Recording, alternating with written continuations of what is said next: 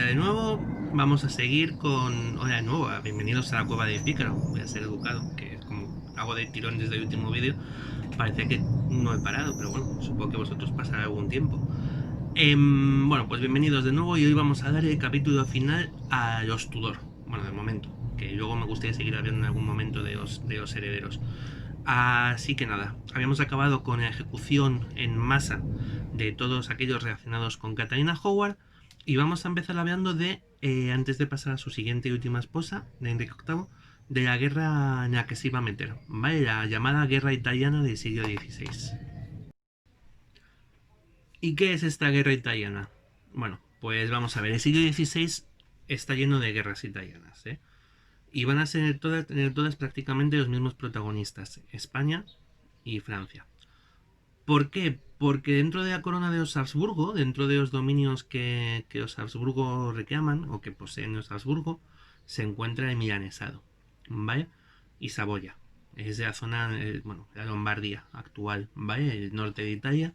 El noroeste de Italia era un dominio de los Austrias, ¿vale?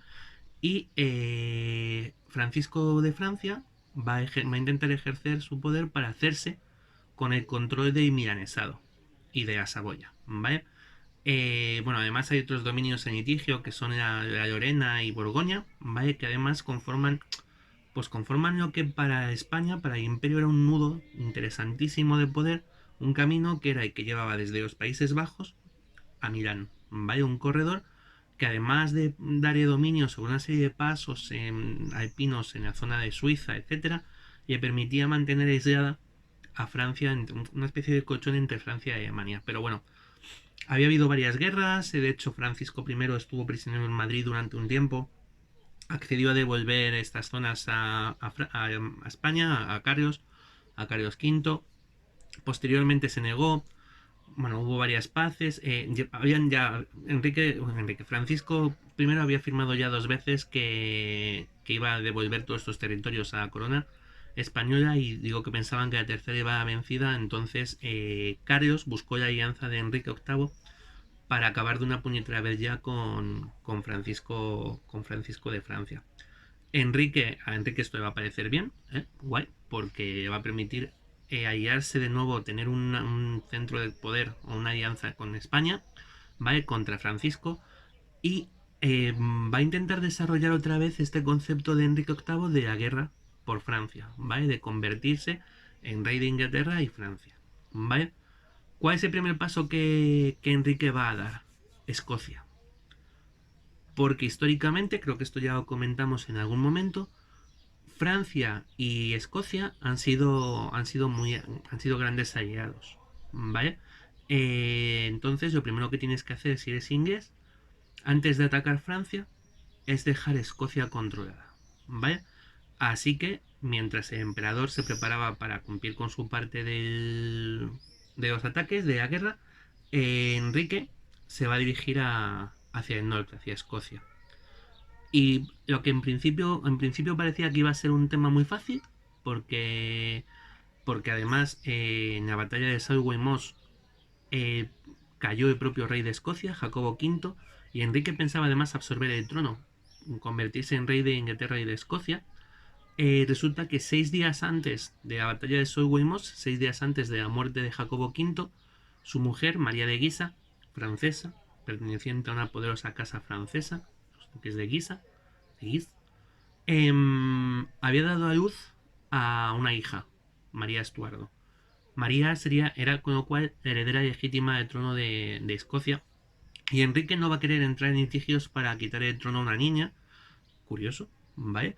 Pero sí que enseguida se va a empezar a hablar de matrimonio entre la recién nacida María de Escocia, María Estuardo, y Eduardo, el hijo de Enrique VIII y Juana Seymour. Lo que crearía un reino conjunto, cuando tuvieran un hijo, de Inglaterra y Escocia, acabando ya con estos malos rollos que llevaban siglos, ¿vale? No va a ocurrir así, ¿eh? Ya os adelanto que María terminará casada primero con el heredero al trono de Francia y luego, bueno, tendrá una vida también un poco complicada, ¿vale? Siempre en relación con los Tudor y muy en paralelo a la vida de la que sería su prima, no es su prima, pero vamos, o sea, son familiares, Isabel Tudor, la hija de Enrique y Ana Bolena, ¿vale? Bueno, Enrique elimina, por así decirlo, el problema escocés y pasa a ocuparse de otro tema antes de marchar hacia el continente, que es su sexto matrimonio. Porque Enrique se vuelve a casar el 12 de julio de 1543, ¿vale? Esta vez Enrique no busca una alianza internacional, ¿vale? Esta vez ni busca una jovencita. Enrique elige como sexta esposa a Catalina Parr, que es una mujer ya de cierta edad, con cierta experiencia vital, que además ha sido 2 veces viuda, ¿vale? De nobles, había sido antes Lady Burgh y Lady Latimer, ¿vale? Había participado de alguna forma de los encuentros encuentros malos, encuentros chungos, encontronazos, vamos, entre su esposo Lord Latimer y Thomas Cromwell, ¿vale? Porque Latimer parece ser que había sido católico y había apoyado la peregrinación de Gracia, luego que no. Bueno, una serie de complicaciones que hizo que Cromwell y estuvieran enganchados hasta que finalmente a Cromwell le cortaron la cabeza de mala manera, ¿vale? Y una cosa muy importante de Catalina Parr, es que era protestante, pero para adentro, porque a los protestantes los podían quemar, ¿vale? Así que Catalina Parr era protestante de puertas de sí para sí misma para adentro, ¿vale? En secreto. Era protestante en secreto. Pero de todas formas, de puertas para afuera, va a ser anglicana, va a aceptar las reformas de Enrique, aunque ella considera que serían necesarias más reformas. Y probablemente además, esto hay que tener en cuenta también, de si hubiera pasado un poco más de tiempo, en vez de ser esposa de Enrique VIII, hubiera sido esposa de Thomas Seymour, del hermano de la difunta reina Juana Seymour, porque estaban comenzando, se estaban conociendo, estaban teniendo un algo, Thomas Seymour y Catalina Parr, antes de que Enrique decidiera casarse con ella. Y claro, ante eso no puedes decidir, no puedes elegir. Catalina va a ser la principal obradora pues de que Enrique haga las paces finalmente, que ya tocaba, con sus 2 hijas, ¿vale? Catalina va a volver a acercar a las 2 chicas al trono. Bueno, al trono, a su familia, ¿vale? A Enrique. Y de hecho las va a devolver a la línea sucesoria, ¿vale? Será con Catalina Parr con quien se establezca la línea sucesoria de los Tudor finalmente, con Eduardo, María e Isabel, en ese orden, ¿vale? Será quien devuelva a las 2 princesas, a las 2 damas que habían sido bastardizadas, las va a devolver a la legitimidad, ¿vale? Como herederas del trono, en el caso de que Eduardo sufriera algún percance, ¿vale? Como en este momento, Catalina va a ser una reina muy ilustrada. De nuevo, Enrique es una humanista, ¿vale? Ya os digo que se lleva de las manos un poco el tema de protestante, que él no desconocía esa faceta y que ya veremos que estuvo a punto de traerle problemas. Pero bueno, va a dejar en sus manos, Catalina va a ser de nuevo regente de Inglaterra mientras Enrique marcha a la guerra, porque ya en 1544 llega el momento de que las cosas se pongan en marcha y Enrique cruza el Canal de la Mancha y se planta en Francia, ¿vale? Enrique se va a ir derecho a Boulogne, a una de las ciudades del norte de Francia, que estaba puesta bajo asedio del duque de Suffolk, va a tomar el mando y va a hacerse con la ciudad. Los ingleses van a tomar Boulogne, mientras, por otro lado, bueno, pues el emperador tiene sus más y sus menos con los señores del sur de Alemania, ¿vale? Con la idea de llevar un ejército desde el sur de Alemania del sur de Francia hacia el norte, ¿vale? Para reunirse allí con los ingleses, hacer una tenaza sobre París, sobre Francia entera, y tomar ya, eliminar a Francisco I y repartirse Francia, ¿vale? Pero ¿qué pasa? Que para cuando Enrique... Pasa un avión. Que para cuando Enrique se pone en contacto con el emperador para decirle, oye, vamos para París, que lo tengo todo dominado. el emperador le dice, mira tío, si eso ve tú, que yo ya he firmado la paz con Francia. ¿Vale? Y así se gestaban las cosas entonces. No sabemos si fue un problema. Bueno, a Carios se fue tiempo en el sur de Francia, se enganchó mucho más de lo que pensaba, se fue más tiempo y más dinero. Envió un mensaje, sabemos que envió un mensajero a Boulogne para ver que si continuaban, pero el mensajero se perdió, se retrasó, la información se tergiversó, algo pasó ahí que hizo que para cuando Enrique y Carios volvieron a entrar en contacto, Carios ya hubiera firmado la paz con Francia, ¿vale? Con lo cual Enrique se quedó bastante tirado, imaginaos el cabreo, cómo se desgastaba, bastante cabreado y tirado en el norte de Francia, en Boulogne, con Boulogne como única victoria que había tenido en la guerra. El rey se piró, dijo que se quedase Rita, se marchó ordenando a sus hombres mantener Boulogne, porque además los franceses, ya en paz con el emperador, podían dedicar todo su ejército a atacar el norte, a recuperar Boulogne, ¿vale? Entonces Enrique se piró, dejó a Suffolk y a Norfolk al frente de la ciudad. Suffolk y Norfolk hicieron caso omiso del rey y se fueron a los pocos días de Francia, dejando a la armada inglesa bloqueada en Calais y 4.000 hombres en Boulogne, 4.000 soldados en Boulogne, para que se encargaran ellos de las cosas como fueran saliendo.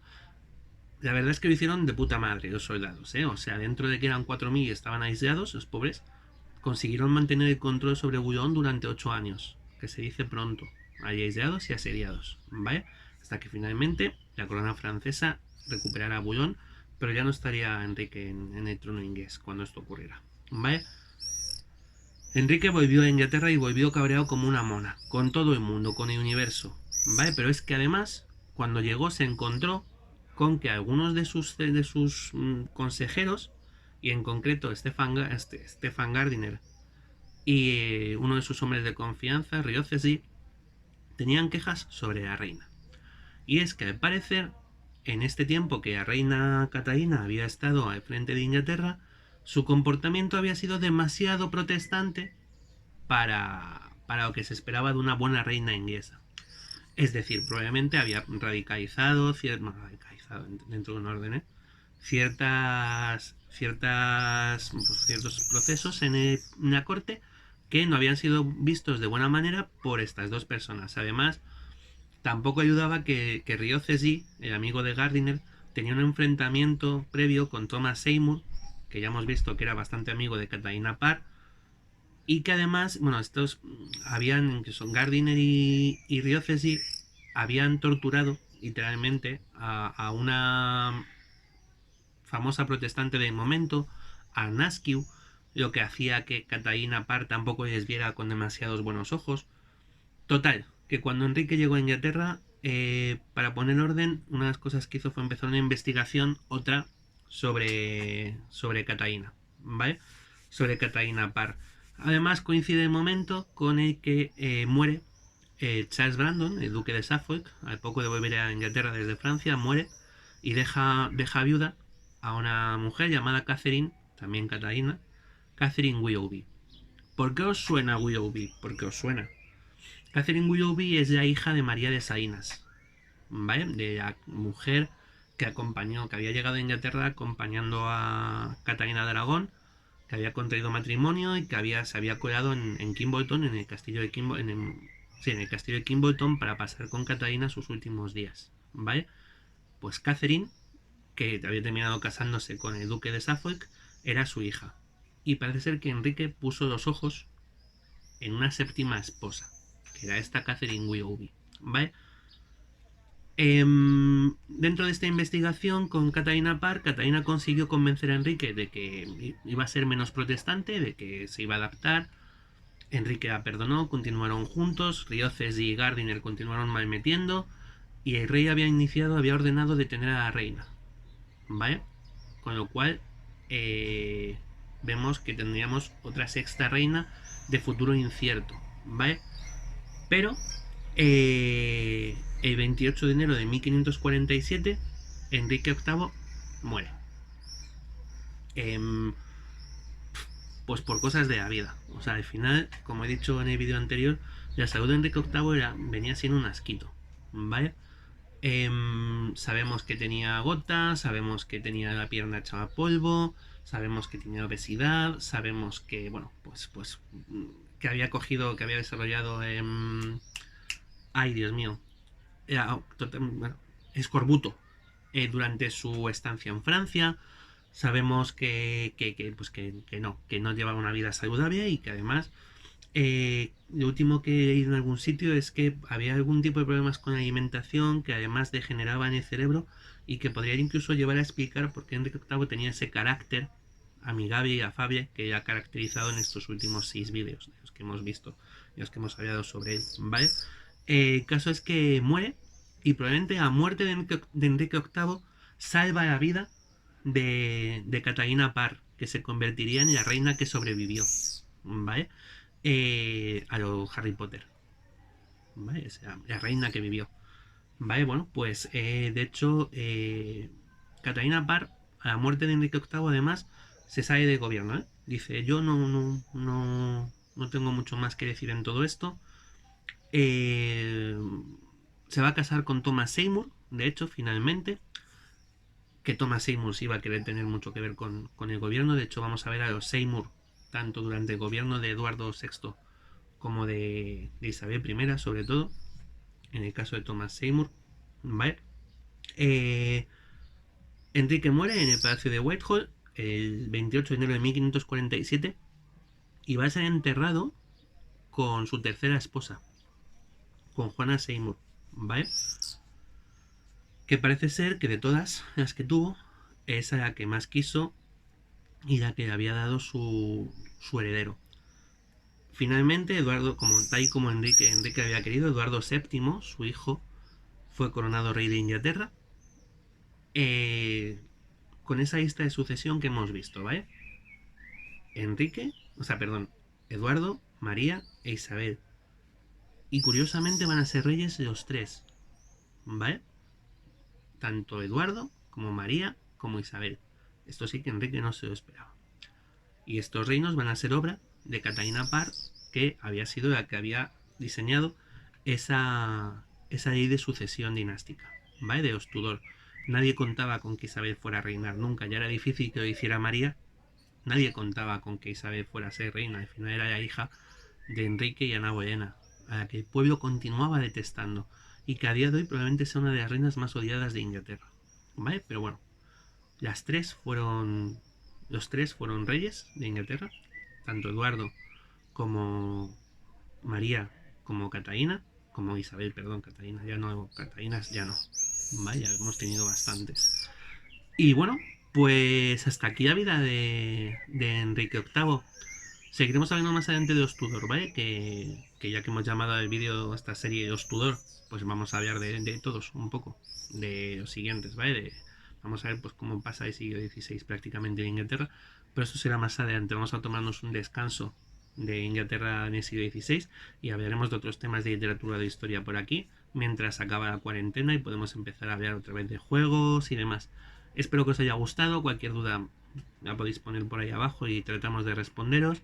Seguidnos en todo lo que hacemos, que somos muy divertidos y nos lo pasamos muy bien. Campanita, like y nada, pues adelante chicos, fuerza.